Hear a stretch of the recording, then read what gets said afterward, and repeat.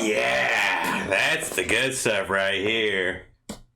Hard, soft literature.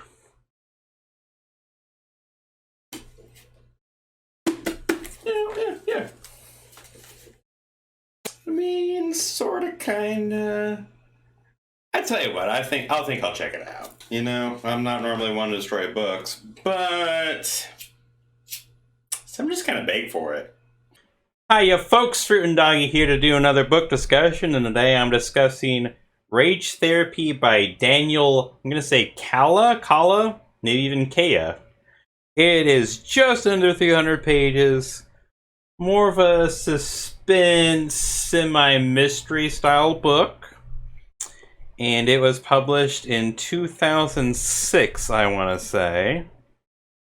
And though the author has written other books, I don't believe that they're necessarily series. I think they're all, at least the ones that I'm familiar with, are independent titles, no connection or affiliation between them. Excuse me. Though I'll likely provide some more information in the description that should clarify that one way or the other. If nothing else, I'll at least link to this book. But anyways, Dr. Stanley Kohlberg was not just murdered. His lifeless body was battered beyond recognition, as though his killer had been driven by a ferocious rage. As far as the Seattle police are concerned, there is no shortage of suspects. Kohlberg often treated violent offenders with severe psychiatric disorders. His client list is a virtual lineup of sociopaths, psychotics, and convicted murderers, any one of whom might have unleashed their homicidal fury on the doctor. For Dr. Joel Ashman, the shocking crime strikes particularly close to home. Not only was Kohlberg a fellow psychiatrist, but he was practically a second father to Joel, who soon finds himself the target of a faceless stalker. Who killed Stanley Kohlberg, and why? The answers lie hidden in a lurid underworld of depraved sex and violence, and in the tortured past of one disturbed young woman. Excuse me. And I will put this up front already. There will be spoilers throughout this discussion, simply because in this case I wasn't incredibly fond of the story, and most of that has to tie into the full contents of what turns out to be kind of the twists and turns, the full reveal at the end of the story. I may not give away everything as I discuss it, but I think I would tip my hand enough, or reveal enough about the main thrust of the story that it would spoil it. It would kind of defeat the point of reading the book. The whole point of a suspense story is to read along, not always knowing what's going to be coming up, taking the twists as they arise, and seeing where things go. And how to open up exactly. The story works out, I thought, reasonably well in the first half. Sometimes it felt a little unrealistic, not quite. It didn't quite line up with me, it didn't quite feel completely believable, but the protagonist, Dr. Joel Ashman, his reactions, they seemed reasonable, they seemed realistic as he dealt with this startling and very brutal murder. However, one thing that was somewhat of an issue was the conflict of interest aspect, because he did work with this doctor in the past. They shared an office. They were confidants in each other, the way, practicing doctors of the mental health profession would be. And so Dr. Joel Ashman serves as sort of an expert who helps investigate, helps interview suspects, kind of do mental health evaluations, get into the mind of the potential killers and suspects. That's sort of what he does with the law enforcement angle. And so, with Dr. Kohlberg being murdered, somebody with whom he had a close relationship with, it would be very inappropriate for him to get so involved, because he would be familiar with Dr. Kohlberg's patients. He'd be very biased. There'd be, because of his knowledge base, there'd be clients who he would think, oh, it might have been them, but probably not. His instincts wouldn't be impartial. He wouldn't be unbiased. He would go into these with a strong prejudice. It'd be very hard to moot and push those feelings away, because he would have an emotional investment. You killed him! I know you killed him! So, the idea that law enforcement simply would have taken him along, they wouldn't have sought out another person, that they wouldn't have, maybe run a few possible ideas, or at the very least, heavily interrogated him, tried to get as much information out of him as possible. I could see that, but that didn't quite hit home, that didn't quite make sense. And another thing that actually really ticked me off in this story is the way that these individuals handled client confidentiality, because he really grandstanded and got on his soapbox on the idea of, you can't ever break client confidentiality, that's sacred. But, I mean, truthfully, some mental health practitioners do hold such a strong view of it with very few exceptions. But, by the ethics of the mental health profession itself, there are exceptions written in for various circumstances. Somebody's life being in danger, credible threats, for the purposes of billing. Not that you're gonna, put an ad in the newspaper saying, this deadbeat hasn't paid me, but you're able to go to a bill collector in order to get paid for your services if they haven't paid you yet.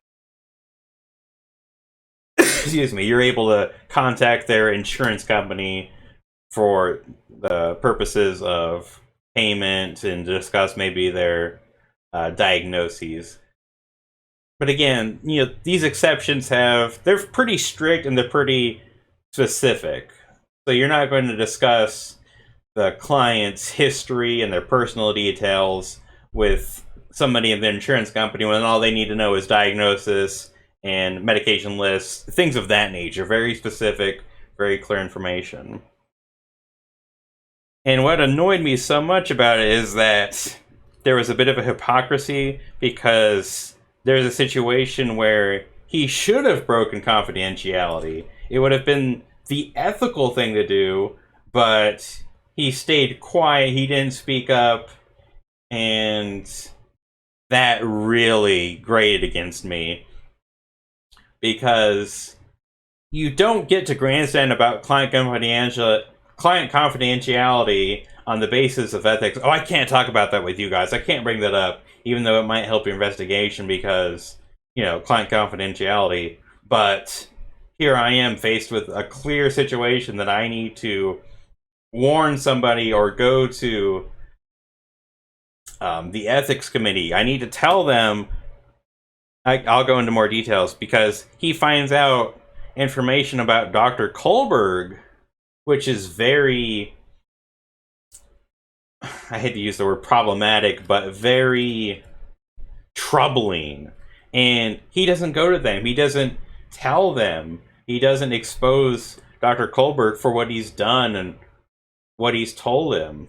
He stays mute on the subject. And, of course, that's part of the suspense feature. That's part of a spoiler territory, because it's like, oh, yes, Dr. Kohlberg has a stellar reputation, but if you start digging below the surface, maybe there's something there.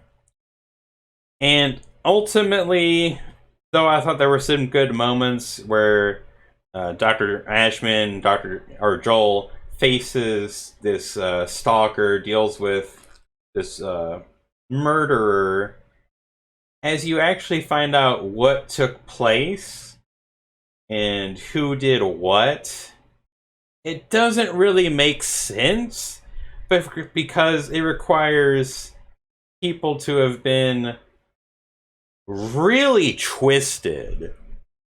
And again, it's possible for good people, for people with strong reputations, people who do a lot of good, to be seriously screwed up and messed up people.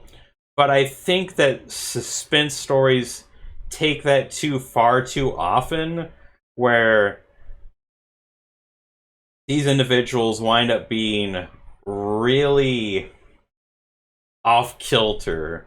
They're more or less like psychopathic themselves. They treat murder and death as a minor inconvenience. Oh, I really wish I didn't have to do that, but they kind of forced my hand. What was I going to do? You know, let them rat me out? Let them expose me? I don't think so.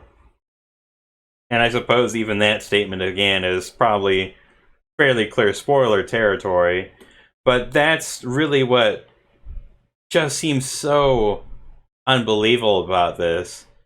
And when you find out who the culprits were and how one of them should have known so much better, was just bizarrely involved with this person, it just doesn't seem reasonable, doesn't seem believable, doesn't seem...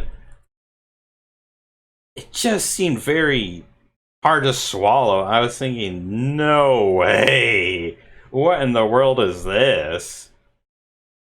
I think it's one thing for a suspense story to reveal that two characters who you thought were unrelated turned out to have a very intimate relationship because of a history.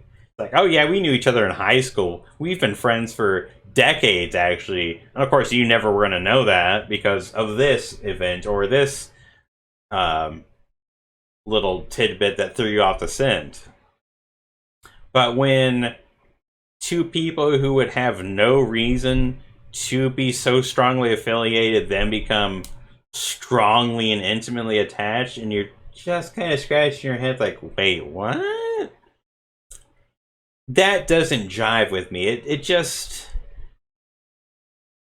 doesn't feel...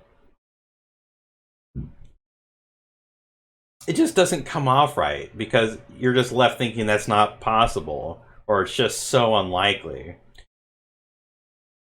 And I suppose that's my main issues with the book. The events and the characters, the way that they behaved, what would have had to have taken place, just seems beyond the scope of reality. That it's not really a pleasant read. Not that, you know, the gore... I will give a warning. The early gore description is pretty brutal. It's pretty hard to get through, which is strange because it's sort of a slight misnomer to the story. The rest of it doesn't go into that much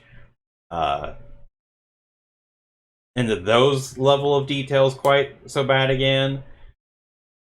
And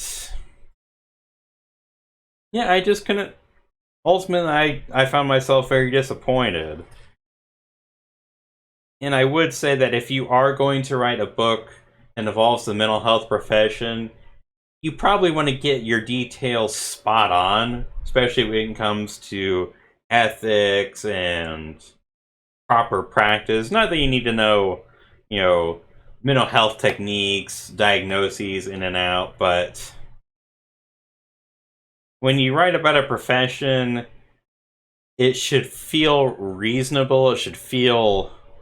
Yeah, I would believe that.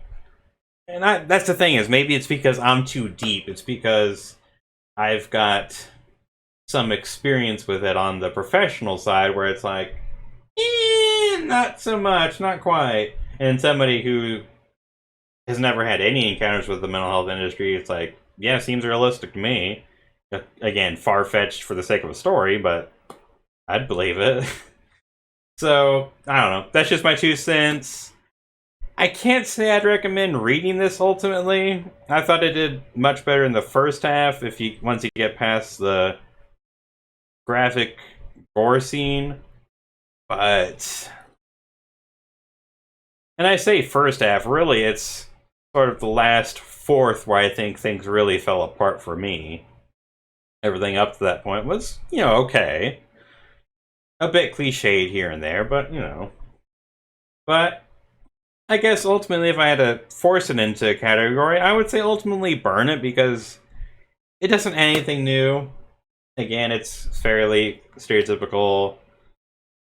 I thought it went beyond the scope of reason. That's been a big part of this video. So I'm going to end it off there. Hope you enjoyed. And as always, I'll see you around later, folks. Fruit and Doggy! Yes, there really is nothing quite like curling up with a fine piece of literature, if you know what I mean.